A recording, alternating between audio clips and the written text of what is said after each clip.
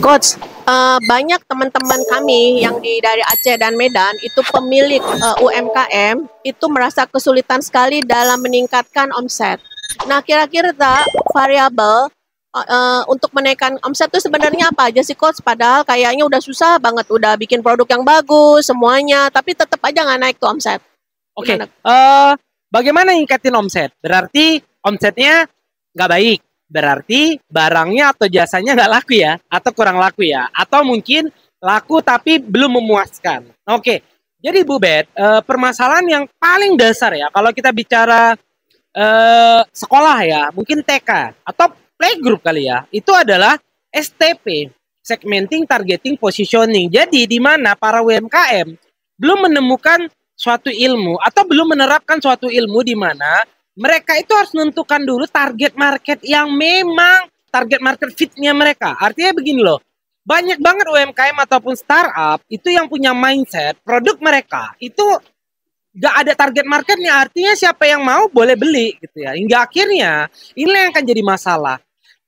Ketika produknya abu-abu, akhirnya nggak ngerti ini untuk orang kelas menengah, orang bawah, atau orang atas. Karena cara perlakuannya akan berbeda. Apakah ini produk ditargetkan untuk perempuan, atau untuk laki-laki, atau perempuan laki-laki, atau hanya untuk perempuan, tapi perempuan yang kuliah, atau untuk perempuan yang kuliah, tapi khusus untuk yang kelas atas, atau perempuan yang kuliah, tapi untuk yang nggak mampu. Jadi artinya kan dari sini aja itu udah luas banget kan, mau dibawa kemana. Belum lagi kita bicara setelah ketemu target marketnya, segmentingnya, positioningnya apa nih, sehingga produksi UMKM ataupun si startup tadi punya positioning, sesuatu positioning yang akan ngebuat dia itu tegak berdiri seperti sapi ungu di antara 100 sapi pada normalnya. Hingga akhirnya kalau kita ngelihat ada sapi putih dan hitam, tentu kita akan melihat sapi yang ungu. Karena dia akan berbeda dari yang lain. Jadi positioning akan ngebuat bisnis dia lebih ketemu dengan target market yang produk market fitnya. Hingga akhirnya dia nggak harus banting-banting harga, nggak harus terlalu capek. Karena dia akan ketemu orang-orang yang memang butuh punya dia. Langsung target marketnya. Gitu sih, itu yang dasarnya. Gitu. Berarti selama ini kalau memang sebuah usaha, khususnya UMKM-nya mengalami penurunan omset, atau mungkin dari awalnya kurang laku, itu gara-gara STP-nya tadi ya, Coach ya? Iya, itu dasarnya. STP itu dasar STP banget. Gitu ya, dasarnya. seperti itu. Nanti setelah targetnya udah ditemukan, segmentingnya sudah ditemukan, positioningnya udah dibuat, dan di-launch. Di-launch kan programnya itu tadi. Itu juga nanti bukan berarti 100% pasti berhasil. Nah, dari situ nanti kita akan terus melakukan riset. Apakah memang yang kita targetkan tadi dengan segmen tadi, dengan positioning yang kita buat, apakah memang itu sudah produk market fit-nya? Bisa jadi enggak juga. Tapi tanpa kita ilmu itu tadi di awal, ya berarti sama aja apa ya, kayak sia-sia dengan target market segmen dan positioning aja belum tentu ngejamin sukses, apalagi enggak gitu ya. Cuman memang 60% orang yang menentukan segmenting, targeting, positioning itu 60% lebih cepat untuk suksesnya dan lebih cepat untuk memperbaiki finansialnya gitu.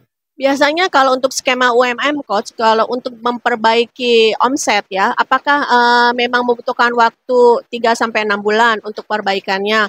Bagaimana dengan apa namanya biaya operasional? Tentunya UMKM mungkin tidak seperti perusahaan-perusahaan lain yang memang memiliki budget untuk operasional. Nah, UMKM ini kan bikin hari ini habis hari ini. Bahkan dari mereka juga belum memiliki perizinan jelas yang lengkap bahkan ya. Nah, sementara kalau untuk sekarang ini kan ada metode pemasaran online dan offline. Menurut Coach sendiri bagaimana untuk bagi mereka yang sekarang memang yaitu Coach modalnya cuma 100.000 ya harus dapat 120.000 agar 20.000 bisa makan. Itu gimana Coach skemanya? Nah, memang dengan adanya dunia digital hari ini, dengan adanya dunia online, ya memang UMKM ataupun startup, ya memang harus masuk ke situ.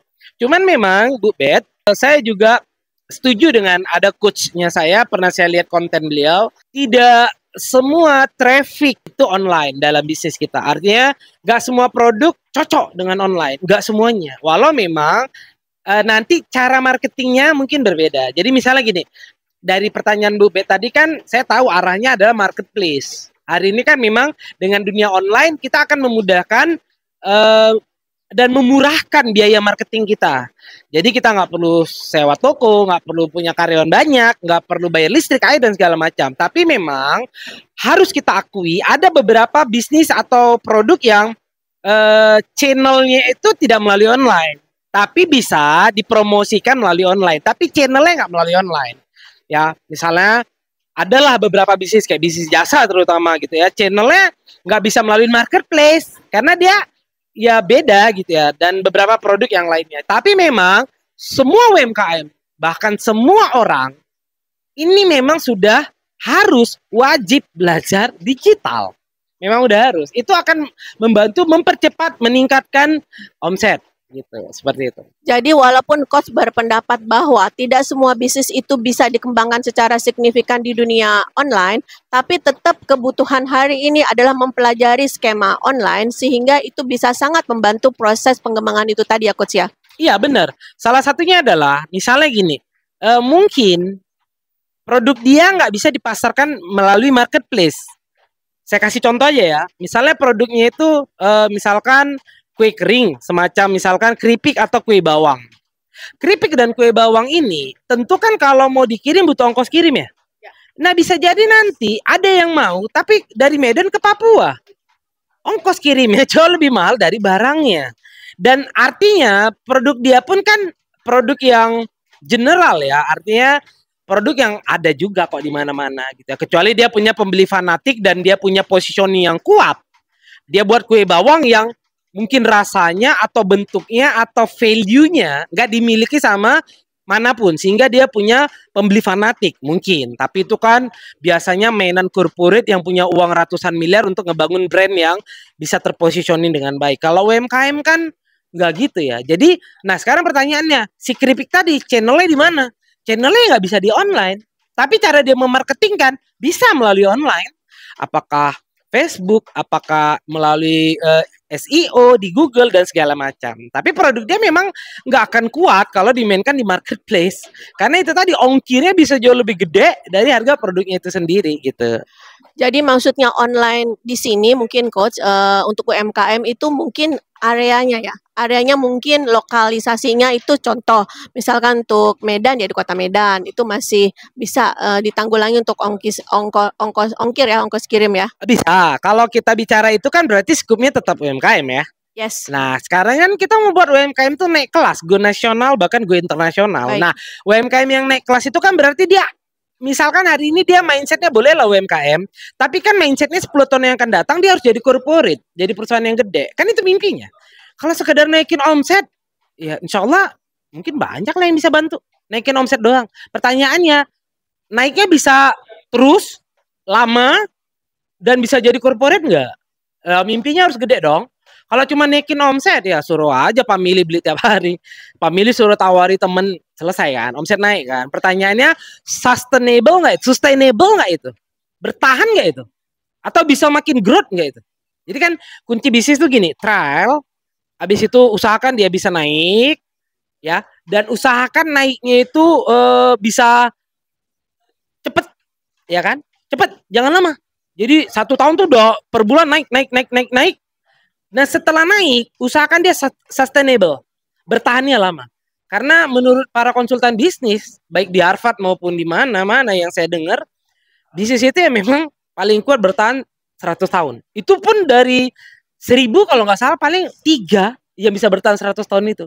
Itu tadi, ya karena memang inovasi dan bahkan nanti sudah generasi kedua, generasi ketiga belum tentu sekokoh si generasi pertama ketika ngebangun bisnisnya. Inovasi juga penting. Nokia hancur kenapa? Nggak mau ngikuti inovasi kan? Yahoo hancur dibuat Google yang nggak mau cepat beradaptasi kan. Jadi kan inovasi dan adaptasi adalah penting banget untuk sebuah bisnis. Intinya jangan ego, jangan merasa puas, dan jangan nggak mau belajar. Nah UMKM sukses belum? Udah ego, udah sombong, ya kan? Ya mohon maaf ya, saya harus nyakiti hati para UMKM biar sadar, karena kata guru-guru saya untuk membuat orang berubah, ya ada 2 hal. Yang pertama, sadarkan dia dengan cara dimotivasi. Ya kan? Kalau dimotivasi dia nggak bisa juga sakit hatinya. Karena orang terbuka pikirannya itu karena dua hal. Dimotivasi mungkin terbuka pikirannya. Tapi kalau dimotivasi nggak terbuka juga, sakiti aja hatinya. Mudah-mudahan dengan disakiti hatinya, terbukalah hatinya untuk, tengok ya, dendam positif. Seperti itu. Berarti growth business coaching ini tidak hanya untuk memberikan scale up sampai 10 kali, tapi dalam waktu 3 sampai 6 bulan memberikan sebuah fondasi yang akan bisa menjadi sebuah corporate yang sehat gitu ya Coach ya intinya. Iya benar. Jadi pernah nggak UMKM terfikir kalian tuh bisa punya corporate mungkin sekelas Coca-Cola, sekelas Unilever, atau sekelas apapun lah itu yang bisnisnya bisa go internasional. Oke lah, mungkin bagi kalian go internasional tuh terlalu muluk-muluk. Go nasional aja. Produk kalian tuh ada di setiap daerah di seluruh Indonesia. Dan produk kalian tuh bisa membantu lapangan pekerjaan jutaan orang. Dan produk kalian tuh bisa menjadi solusi untuk orang-orang yang memang membutuhkan masalah yang mereka hadapin melalui produk kalian lah penyelesaiannya gitu. Nah, tantangan UMKM hari ini ya Coach ya adalah mereka itu tidak punya orang yang bisa membimbing. Kenapa? Karena mereka itu keinginannya besar, tapi informasi atau ilmu tentang membangun usaha itu memang minor. Nah, kebanyakan teman-teman UMKM yang saya temui itu ketakutan sekali kalau dikatakan yuk kita ke orang yang lebih ngerti kayak coach lah. Ada coachnya, ada mentornya, ada trainernya. Itu mereka ketakutan banget sama biaya. Itu gimana tuh coach menurut coach? Jadi kan memang nggak bisa kita nafikan ya Bu, bahwasanya memang dunia training dan coaching ini memang berbiaya yang lumayan lah. Karena memang wajar juga karena trainer-trainernya dan coachnya itu habis miliaran untuk belajar dan butuh waktu 5 tahunan untuk dia bisa expert belajar terus gitu ya. Cuman memang alhamdulillahnya saya memang punya keresahan untuk UMKM karena saya berangkat dari seorang UMKM hingga akhirnya jadi seorang dokter selama 3 tahun dan akhirnya saya memutuskan resign dari profesi dokter dan membangun moving training and konsultansi ya untuk bisa juga masuk ke dalam UMKM dengan program Growth Business Coaching ya. Jadi artinya saya mempunyai kayak subsidi silang lah di bisnis saya. Untuk corporate kita memang punya budget yang lumayan karena mereka memang punya anggarannya. Untuk UMKM kita bisa memang sampai 8 kali lipat lebih murah dari corporate. Agar apa? Agar UMKM tadi bisa walaupun uangnya nggak banyak tapi mereka bisa dapat pembinaan dan bisa bertumbuh besar. Karena ya kita nggak munafik juga. Kalau UMKM-nya gede nanti kita juga bisa minta gede kok sama dia, ya kan? Jadi hari ini kita bantu aja dulu seberapa mereka mampu, insya Allah kalau mereka udah gede, percayalah mereka nggak akan lupa kok sama kita, kan gitu. Nah, baru yang berikutnya adalah faktor lingkungan. Ini penting banget. Jadi memang UMKM ini belum terhabits, belum terbiasa untuk dunia-dunia seminar dan training dan coaching. Ini yang saya lihat selama 10 tahunan saya di dunia training dan coaching ya, di lembaga training dan coaching. Jadi UMKM itu masih habitsnya belum terbentuk untuk ikut belajar. Nah, mungkin Bu Bet dan teman-teman bisa membuat habits kayak mungkin KMB dulu ya, kelas mentoring bisnis yang kecil-kecilan dulu, berbasiskan mungkin diskusi doang, tanpa ada guru yang hebat dulu, untuk membuat habits. Mungkin ya habits 100 jam terbang dulu lah ya. Mungkin sehari ada 2 jam, seminggu 3 kali. Mungkin nanti 2 bulan 3 bulan mereka udah terbiasa baru diundang gurunya gitu. Seperti itu sih rasa saya. Nah, kalau menurut pengalaman coach sendiri, apakah ada sebuah UMKM itu bisa berkembang sesuai yang dia inginkan tanpa bantuan orang lain terutama coach atau mentor atau trainer? Saya nggak tahu ya, tapi sepengalaman saya berbisnis 15 tahunan dan di dunia training dan coaching itu 10 tahunan nggak ada. Kayaknya memang butuh orang ketiga ya coach ya. Gini aja lah Bu, untuk belajar agama aja kita tuh nggak boleh menafsirkan sendiri maunya Al-Quran kan. Kita butuh terjemahannya. Setelah kita punya terjemahannya pun kita nggak boleh menafsirkan sendiri. Kita butuh dalil-dalilnya. Nah, setelah kita tahu dalil-dalilnya pun butuh guru yang memang expert di bidang dalil itu. Untuk biar kita jangan tersesat memahami dalil tadi pakai pemikiran yang salah. Artinya untuk agama aja kita butuh guru, butuh mentor, butuh ustadz ya. gitu ya, yang ahli di bidang itu. Ya untuk bisnis juga lah gitu. Kalau di Aceh nih coach ya, saya bicara di Aceh, di tempat lain, di provinsi lain saya kurang tahu. Itu kan banyak kelas-kelas gratis coach ya, yang diberikan oleh pemerintah. Cuman saya melihat sampai hari ini mereka-mereka yang pernah ikut dan bahkan mereka-mereka yang pernah menang itu bisnisnya masih tetap stagnan gitu ya. Sementara mereka yang nggak menang karena mereka punya coach atau mentor atau trainer yang memang dibayar secara profesional itu berkembang. Nah, menurut pendapat coach gimana? Apakah apa namanya coach, mentor atau trainer itu bisa sekali aja atau memang perlu didampingin sampai dia dia kemana gitu. Seperti saya sendiri, saya kan punya bisnis coach. Saya terus terang agak kewalahan kalau misalkan tidak ada orang yang saya ajak diskusi. Nah, sangat-sangat kesulitan lah gitu kan. Nah, menurut coach gimana? Skema yang paling sederhana, apakah kita perlu bikin apa kayak komunitas seminggu sekali kita bahas sehingga benar-benar orang ini atau teman-teman UMKM ini benar-benar mendapat payung begitu coach. Itu menurut coach gimana? Ya, jadi kan ada 3 lah ya. Kalau saya bahas 3 aja dulu ya, yang sederhananya. Ada seminar, ada training, ada coaching. Yang Bu Bet bilang tadi dari pemerintah itu kan sifatnya seminar yang saya tahu. Seminar itu kan one show, selesai. Ini teori dem. Yaudah terserah. Mau dilanjutin belajarnya lanjut, enggak. Namanya seminar. Yang kedua, tahapannya lebih tinggi, training. Training itu bukan hanya memberi edukasi, tapi melatih. Bagaimana edukasi tadi bisa di workshopin di training tadi. Misalkan biasanya 3 hari, 1 minggu, supaya mereka itu memang dilatih untuk bisa melakukannya. Oke. Yang ketiga, di atasnya lagi adalah coaching. Coaching itu adalah pendampingan. Dan sebetulnya kalau ditanya mana lebih bagus, tiga-tiga. Habis seminar, di training, di workshopin, di mentoring, habis itu di coaching. Sampai goalsnya ketemu. Itu dia, seperti Nah, itu. kalau dalam program growth business coaching ini sudah mencakup tiga-tiganya atau langsung ke coachnya gitu? Tiga-tiganya Oh, dong. udah tiga-tiganya Iya coach ya. dong. Oke. Kita mulai dari edukasi satu arah sampai mereka ngerti.